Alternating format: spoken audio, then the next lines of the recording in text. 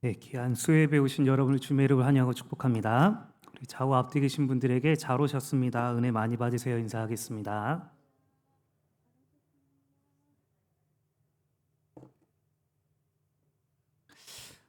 제가 대학생 때 이 기도를 참 많이 했던 그런 기간이 있었습니다. 이 아침 저녁으로 이렇게 오랫동안 기도하는 시간들도 있었고, 이 수요예배, 금요예배, 그리고 심지어 새벽 예배도 나와서 기도를 참 오래 했었습니다. 그리고 혼자 교회를 찾아가서 기도를 할 만큼 이 기도 속에서 살았던 적이 있었습니다. 그러다가 제가 휴학을 하게 되고 이 아르바이트를 하게 되었는데, 이 아르바이트가 일하는 시간이 12시간이고 오고 가는 시간이 1시간 1시간이어서 14시간을 이렇게 일해야 되는 그런 상황이었습니다. 그렇게 일을 하다 보니까 이 아침 저녁으로 이렇게 기도를 해야 되는데 너무 피곤한 것입니다.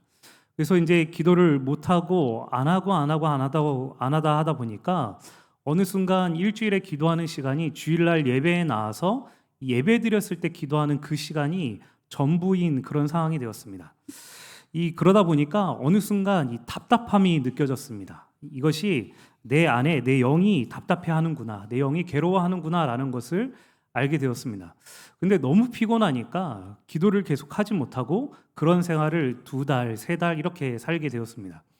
그러다 보니까 어느 순간 제 마음도 무덤덤해지게 되었습니다. 근데 그때 제가 깨달은 것이 있었는데 그게 뭐냐면, 이 기도를 그렇게 하지 않으니까, 그런 삶을 살다 보니까 하나님과 관계가 없는 삶이 되었다라는 것입니다.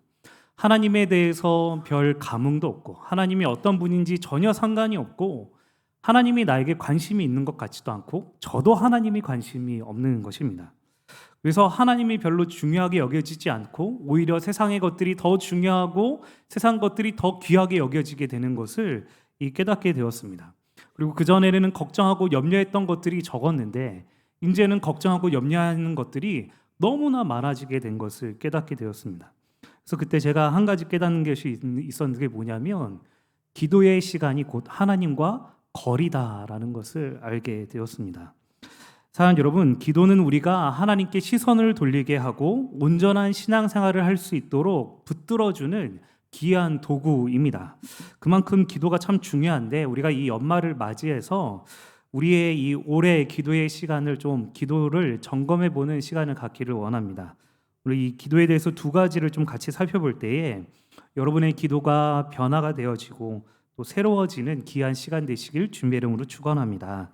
오늘 예수님께서 2가지 비유를 말씀하셨습니다. 첫 번째 비유는 이 한 과부와 재판장에 대한 비유입니다. 이스라엘에 하나님도 두려워하지 않고 사람도 무시하는 그런 재판관이 있었습니다. 근데 이 한 과부가 찾아와서 재판장에게 원수로 인한 자신의 원한을 풀어달라고 요청을 합니다. 근데 그 당시에 이 과부는 어떤 권리도 갖고 있지 못했습니다. 집안에 남편이 없다라는 것은 무언가를 말할 수 있는 그런 인권, 권한 이런 것이 없다라는 그런 의미입니다. 그래서 과부가 재판을 하게 해달라라고 얘기를 해도 무시해도 되는 상황인 것입니다. 게다가 이 재판관은 하나님도 두려워하지 않고 사람도 무시하는 사람이니 이 과부를 처음에는 무시를 했습니다. 근데 이 과부가 끊임없이 찾아와서 자신의 원한을 풀어달라고 간청을 합니다.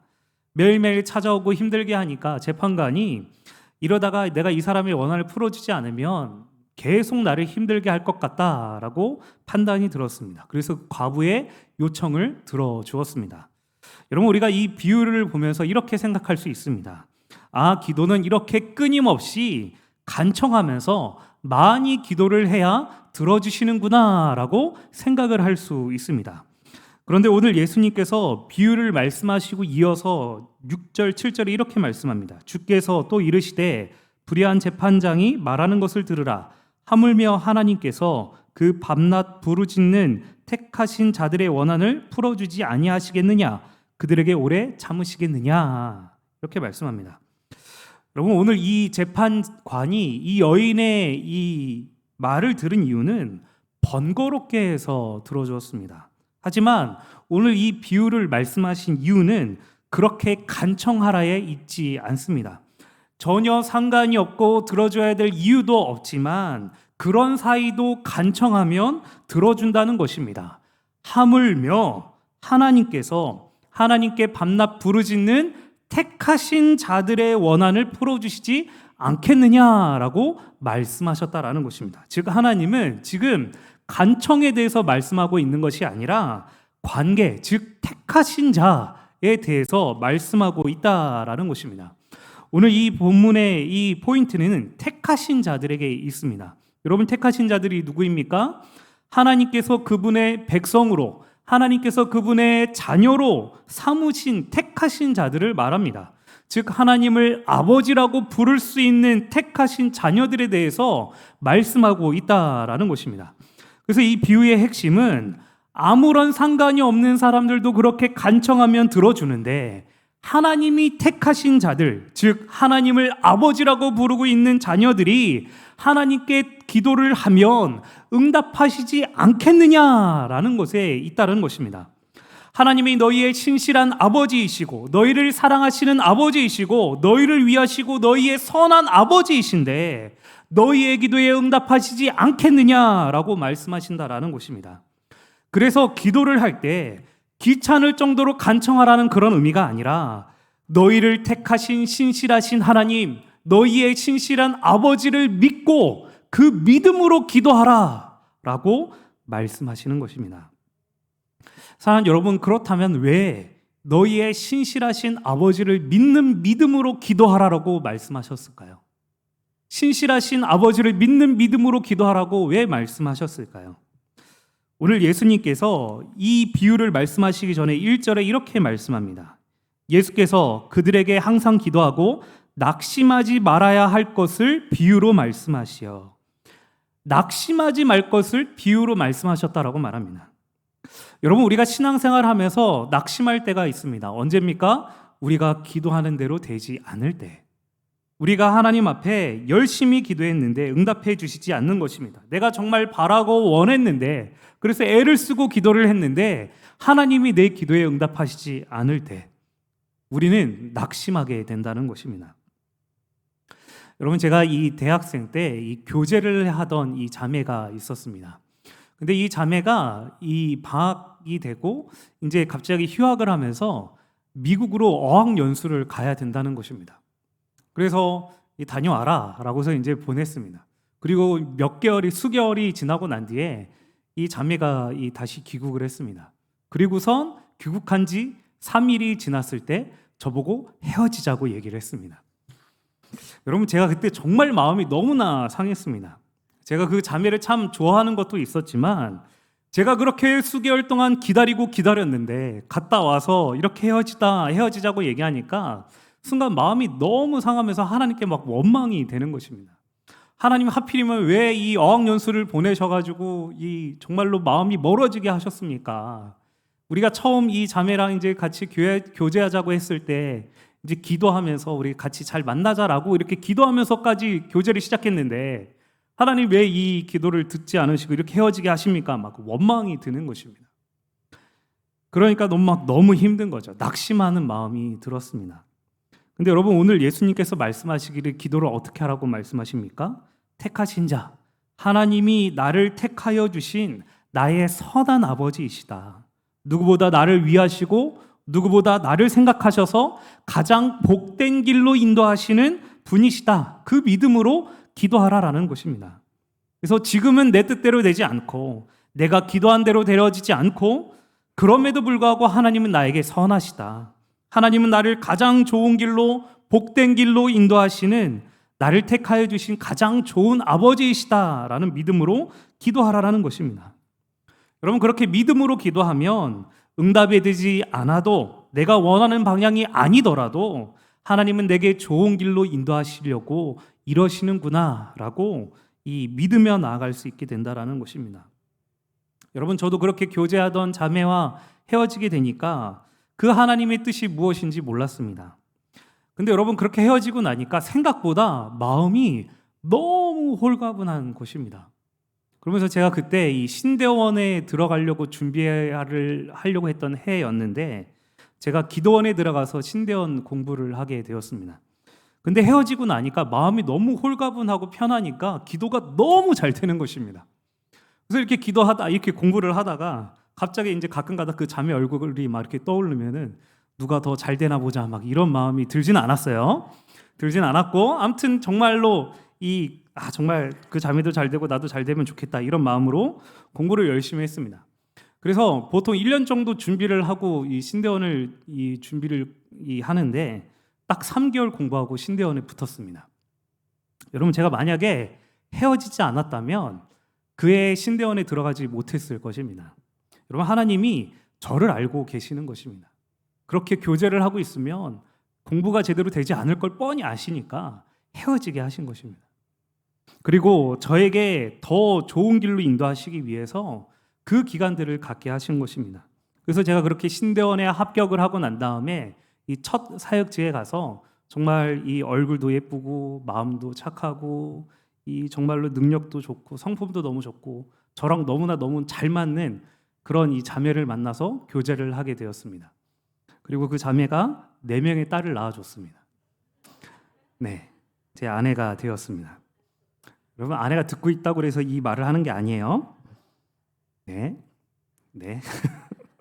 여러분 아무튼 여러분 주님은 나를 택하신 선하신 아버지다라는 것을 잊지 않고 믿음으로 기도하면 낙심하지 않을 수 있기 때문에 오늘 이 비유를 말씀하신 것입니다. 여러분 올해 우리가 계획하고 노력하고 애를 쓰고 기도도 많이 했는데 우리의 뜻대로 되지 않은 것들이 있습니다. 여러분 그러나 믿음으로 기도하면서 계속 나아가는 것입니다. 그럼 어떤 믿음으로 기도하는 것입니까? 주님은 언제나 나에게 선하신 분이시다. 주님은 나를 택하여 주셔서 나를 좋은 길로 인도하시는 아버지이시다. 나에게 가장 바른 길로 좋은 길로 인도해 주시는 분이시다라는 그 믿음으로 기도하는 것입니다. 여러분 낙심하지 않고 주님을 믿으며 기도하며 나아가게 되는 것입니다. 사랑하는 여러분, 우리를 택하여 주신 우리의 선하신 아버지, 그 하나님 끝까지 붙들고 기도하면서 내 뜻대로 되지 않는다 할지라도 다시 주님을 믿는 믿음으로 일어나서 주님 붙들고 기도하는 귀한 주의 백성들 되시길 주님의 이름으로 축원합니다. 여러분 둘째로 기도할 때 어떻게 기도해야 되는가에 대해서 바리새인과 세리의 비유를 예수님께서 말씀하십니다. 이 두 사람이 기도를 하기 위해 성전에 올라갔습니다. 바리새인은 당당하게 여인들의 뜰에 들어가서 하나님 나는 죄를 지은 저 사람들과 같지 않고 저 세리와도 같지 않음을 감사합니다. 나는 일주일에 2번 금식을 하고 내 이 소득의 11조도 하나님 앞에 드립니다 라고 사람들 앞에서 당당하게 다 들릴 정도로 기도를 합니다. 이 원어로 보면 나는 이라는 단어가 5번 등장합니다. 나는 저 사람과 같지 않고 나는 저 세리와 같지 않고 나는 이렇고 나는 반대로 세리는 유대인들이 기도하는 여인들의 뜰에 들어가지도 못하고 이 짐승들이 파는 이방인들의 뜰에 서서 눈을 들어 하늘을 쳐다보지도 감히 쳐다보지도 못하고 누가 들을까 봐 가장 작은 소리로 가슴을 두들기며 이렇게 기도를 합니다. 하나님이여 불쌍히 여겨 주십시오. 나는 죄인입니다. 나를 용서하여 주십시오. 이렇게 기도를 했습니다. 오늘 이 비유를 예수님께서 이렇게 말씀하십니다. 14절에 내가 너희에게 이르노니 이에 저 바리새인이 아니고 이 사람이 의롭다 하심을 받고 그의 집으로 내려갔느니라. 무릇 자기를 높이는 자는 낮아지고 자기를 낮추는 자는 높아지리라 하시니라. 아멘. 여러분 우리가 생각하면 바리새인들처럼 말씀을 잘 알고 지키고 기도도 잘하고 경건하게 살면 의롭다 여김을 받을 수 있을 것 같습니다. 그러나 오늘 예수님께서는 세리처럼 하나님께 회개하고 용서를 구하고 이 도움을 달라고 기도하는 자들을 의롭다라고 여기신다는 것입니다. 사랑하는 여러분, 오늘 우리가 이 기도를 통해서 알 수 있는 것이 있습니다. 오늘 이 비유는 어떤 자들에게 한 비유냐면 9절을 보면 또 자기를 의롭다고 믿고 다른 사람을 멸시하는 자들에게 이 비유로 말씀하시되라고 말합니다. 자신을 의롭고 다른 사람을 멸시하는 자들에게 이 비유를 말씀하셨다라고 말합니다. 여러분 왜 이 비유를 말씀하셨을까요? 여러분 우리가 아무리 신앙생활을 잘한다고 한들 기도를 잘한다고 한들 우리는 의로워질 수 없습니다. 기도를 많이 한다고 해서 다른 사람들보다 의로워질 수 없습니다. 오히려 내가 주님 앞에 얼마나 죄인인지를 깨닫고 회개하고 고백할 때 하나님의 의로우심이 우리에게 덮어져서 우리가 의로워질 수 있다라는 것입니다. 여러분, 그래서 신앙생활을 제대로 하고 잘하는 사람들은 자신이 어떤 경건 생활을 하는지에 대해서 자랑하듯 말하지 않습니다. 그리고 타인의 신앙과 타인에 대해서 멸시하거나 함부로 판단하거나 말하지 않습니다. 왜냐하면 하나님을 알아가면 알아갈수록, 하나님 앞에 기도하면 기도할수록 정말 죄투성이인 내 자신을 발견하게 되기 때문입니다. 여러분, 그래서 기도를 잘하고 신앙생활을 잘할수록 겸손해질 수밖에 없다는 것입니다. 그래서 하나님 앞에 더 도우심을 구할 수밖에 없습니다. 하나님, 나를 도와주십시오. 하나님께 나아가면 나아갈수록 내 죄가 더 밝히 드러나서 하나님, 내가 얼마나 답이 없는 사람인 것을 깨닫게 됩니다. 하나님, 저희를 도와주시고 용서해 주시고 은혜해 주셔야 내가 주님의 백성으로 제대로 살 수 있습니다. 나를 붙들어 주십시오. 나를 도와주십시오. 기도하게 된다라는 것입니다. 여러분, 그래서 우리는 기도할 때 나의 연약함과 부족함을 깨닫고 회개하고 도우심을 구하며 기도해야 한다라는 것입니다. 여러분, 과거의 믿음의 대가들의 기도는 하나님께 뭔가 믿음의 대단한 선포를 기도를 하지 않았습니다. 오히려 저는 할 수 없습니다. 저는 아무것도 아닙니다. 주님, 저는 할 수 있는 것이 없습니다. 주님, 은혜 주시지 않으면 아무것도 할 수 없는 죄인이고 부족한 존재입니다. 주님, 나를 도와주십시오라고 이렇게 믿음의 대가들이 기도했다라는 것입니다. 사랑하는 여러분, 미련한 신앙생활이 있습니다. 무엇이냐면 하나님 앞에서 강한 척하는 것입니다. 하나님 앞에 나가서 멀쩡한 척, 괜찮은 척, 아무렇지도 않은 척, 그렇게 하는 것이 미련한 신앙생활입니다. 여러분, 주님이 우리를 잘 아십니다. 그냥 잘 아시는 것이 아니라 훤히 다 모든 것을 나보다 더 잘 알고 계십니다. 그래서 주님의 은혜가 아니면 아무것도 아니라는 것을 주님이 저보다 더 잘 알고 계십니다. 그래서 주님 앞에 기도할 때 겸손하게 낮은 모습으로 은혜 주시지 않으면 아무것도 할 수 없다라는 그 모습으로 나아가는 것입니다. 사랑하는 여러분, 그렇게 주님 앞에 겸손하게 나가셔서 낮은 모습으로 나가셔서 주님께서 주시는 이루 말할 수 없는 은혜를 경험하고 주님의 도우심을 경험하며 나가는 귀한 주님의 자녀들 되시기를 주님의 이름으로 축원합니다. 이런 말씀을 마무리하겠습니다. 여러분, 미국에 이 기독교계에서 강연을 많이 하고 세미나를 많이 하는 어떤 여성분이 계셨습니다. 이분은 모든 계획이 철두철미하고 그 스케줄에 완벽하게 맞춰서 사는 그런 분이었습니다. 어느 날도 이 강연을 가야 되는 날이 되었는데 이 남편분이 무려 1시간이나 늦게 도착한 것입니다. 그래서 이 여성분이 남편에 대해서 막 화를 내면서 이 차를 타고 급하게 이제 가고 있는데 이 마음이 진정이 되지 않는 것입니다. 그래서 이 성경책을 펴서 읽었는데 이 전도서의 말씀이 들어왔습니다. 전도서 3장 11절 말씀, 우리 같이 한 목소리 함께 읽겠습니다. 시작. 하나님이 모든 것을 지으시되 때를 따라 아름답게 하셨고 또 사람들에게는 영원을 사모하는 마음을 주셨느니라. 그러나 하나님이 하시는 일의 시종을 사람으로 측량할 수 없게 하셨도다. 아멘. 이 말씀을 읽으면서 이 사람이 아무리 철두철미하게 계획을 세워도 불완전하고 흔들리기 쉬운 게 사람인데, 하나님은 하나님의 때를 정하셨고 그 때에 가장 아름답게 하나님의 일을 이루시는구나라는 것을 깨닫게 되었습니다. 그래서 이분이 강영장을 이렇게 가면서 이 깨달은 것을 작곡하고 작사를 해서 이 노래를, 찬양을 하나 만들었습니다. 그 찬양이 In His Time, 주님의 시간에 라는 찬양입니다. 여러분, 그 찬양을 짓고 이 강연장에 도착을 했더니 그 강연장에 어떤 문제가 발생해서 이 시간이 1시간이 딜레이가 됐고 이 여성분이 도착한 것이 늦지 않는 시간이 되었다라는 것입니다. 여러분, 이 찬양의 가사 중에 이런 가사가 있습니다. In His time, He makes all things beautiful. In His time. 그가 모든 것을 아름답게 만드십니다. 언제 아름답게 만든다고 말씀하십니까? 그분의 시간에. 여러분, 주님의 시간에 모든 것을 아름답게 하시기 때문에 그 주님의 시간을 기다리라라는 것입니다. 믿음으로 기다려라. 사랑하는 여러분, 우리가 살면서 우리는 한 치 앞도 볼 수 없기 때문에 불안하고 염려하고 당장에 내 뜻대로 되지 않으면 우리는 염려할 수밖에 없습니다. 그러나 우리 주님은 우리에게 선하신 우리 아버지 되시고 우리를 가장 좋은 길로, 가장 아름답게, 가장 좋은 방법으로 우리를 인도하시는 분이십니다. 여러분, 그 하나님을 바라보시면서 믿음으로 그 하나님 믿으면서, 그리고 그 하나님 앞에 겸손하고 낮은 모습으로 은혜를 구하며 기도하는 그런 기도가 회복되어지는 저와 여러분 되시길 주님의 이름으로 축원합니다. 이 시간 같이 말씀 기억하며 같이 기도하시겠습니다.